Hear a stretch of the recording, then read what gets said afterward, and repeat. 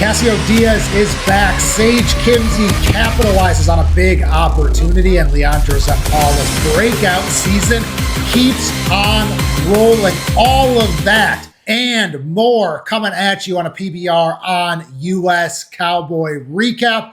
We are broadcasting live, as always, from the Fort Worth Stockyards. My name is Brett Nierengarten. We are taking you out to Pittsburgh. But before we do that, remember to like, remember to subscribe, remember to comment, remember to follow for all things PBR, all things PRCA throughout the entire season of both disciplines in Western sports. But now let's go to the Steel City where Cassio Diaz, the 2024 world champion, responded in a big way after a tough start to the season. He only had 4 qualified rides coming into this weekend in Pittsburgh.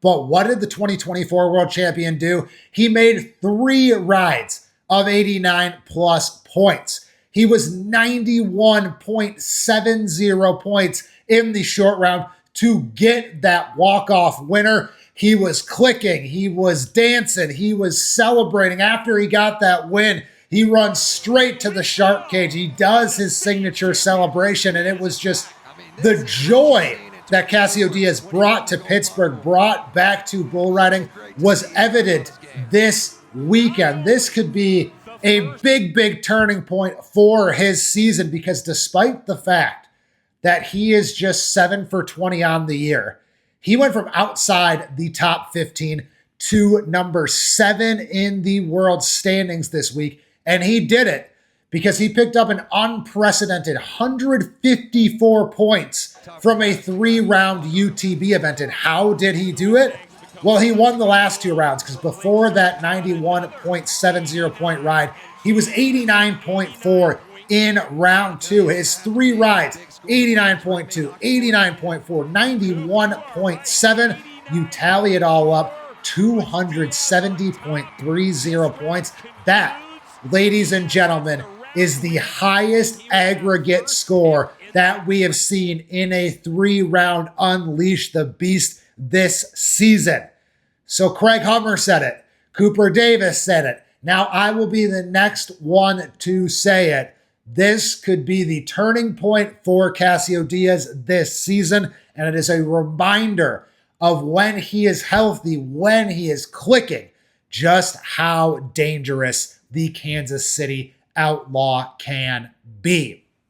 Sage Kimzey, he also capitalized on a big opportunity, because a lot of the talk this weekend, coming into the weekend, especially with no Clay Guyton, who looks really good, all things considered, after that dangerous wreck. He will probably be back in a few weeks, but he's healthy, he's walking around, he's moving a little bit, and so avoided a scare there. But I bring that up because Clay Guyton, number 3 in the UTB standings. John Crimmer, number 1. Dalton Castle, number 2. So Guyton not there due to injury in Pittsburgh.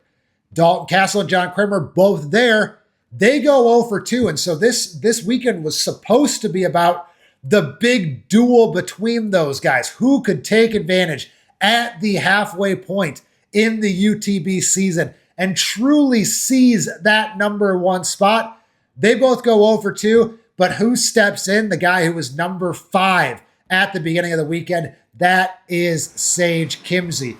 He turns in a 2 for 3 performance. He's 88.40 in round 1 on Mike's Motive. He took a nasty hit there, but the next day, on Saturday, he is right back in the mix. 90 points in the short round. One of 4 90-point rides in that short round. One of 7 qualified rides in that short round. So after the riders struggled a little bit in Salt Lake City, not the case every step of the way in Pittsburgh. They rode over 50% in that championship round. So after all that, Sage Kimzey picks up 43 UTB points. He was more than 100 points behind both Crimmer and Castle entering the weekend. Now, as it stands, Crimmer with 444 event points, Castle 422, Guyton 409.5, and Kimzey 362 points. He is right there in the mix. Like I said, we're 9 events down, 9 events to go in the UTB season. leading into the World Finals, and Sage Kimzey there every step of the way. 14 qualified rides on the season. That is tied for the second most in the PBR. So Sage Kimzey ends up in the top 5 this weekend, but the guy who finished second is Leandro Zampalla, and his breakout season just keeps on rolling. He ends up with 264.70 points. That would be good enough to win you a vast majority of 3-round UTB events. That would have won you every single UTB event except this one and one other this season. 3 rides of 87 or between 87.5 and 88.5 points this season. And this is a guy, it's kind of been the tale of 2 seasons. He got all the way up into that top 5. He was terrific in New York City, but then Zampalla hit a rough patch. Milwaukee, Tampa, Sacramento, only 2 total qualified rides, often hitting the ground in less than 3 seconds. But over the weekend, he gets 96.5 event points. He is back in the top 10 in the world standings, 88.45, 87.85, and 88.40 for Leandro Zampalla, who is back on track for what has clearly been the best UTB, the best bull riding year of this young man's career. Another guy who got it back on track, his countrymen, Brazilians, are top 3. So Cassio Diaz, number 1. Leandro Zampalla, number 2. Number 3 is Luciano De Castro. This is bull riding, folks, because De Castro entered the event 6 straight buck-offs, greatly struggling. He was in fear of having to go down and work his way back up through the Velocity Tour. But early on, you knew things might be good for him. He might have his mojo back because he's 71.7 points in that Monster Energy Teams Challenge competition. He turns that down. He gets a re-ride, 86.40. So he's the last guy out on Friday. The very next day on Saturday, 86.95. Boom. He is the first one to get to 2 for 2. Pretty much locks up his spot in the short round. He gets to the short round. In the short round, the highest score of his career since July of 2024. That came on the Touring Pro Division, 90.95 on nobody. So he ends up 3rd. He ends up with 80 UTB points. He had 49 UTB points all season entering this weekend. He leaves with 80 from Pittsburgh. He finishes 3rd. His previous best finish this season was 13th.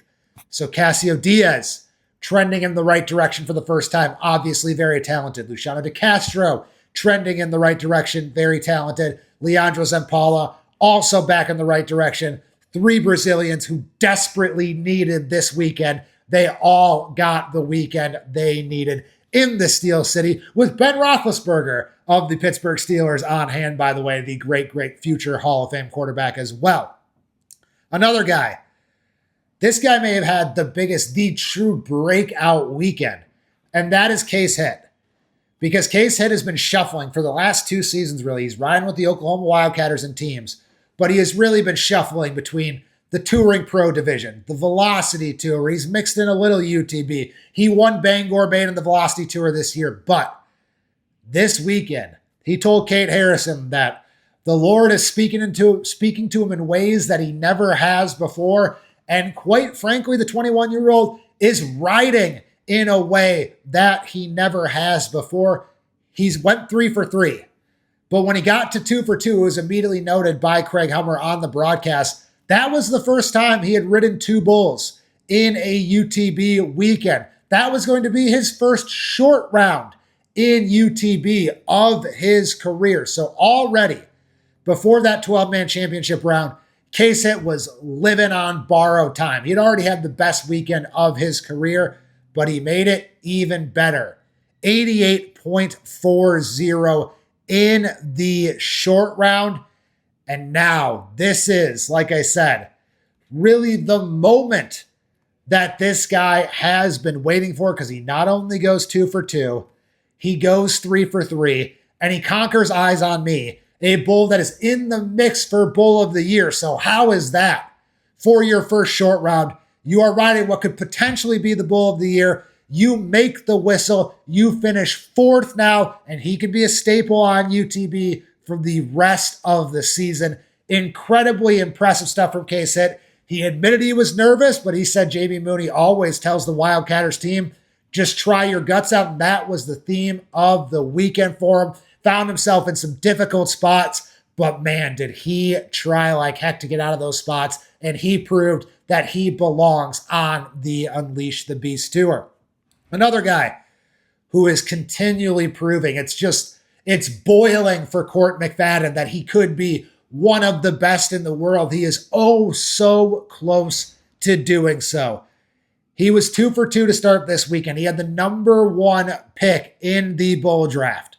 And after going for 90.6 to win round 1, the best score of his UTB career, his first round win of the season, he pushed all of his chips in.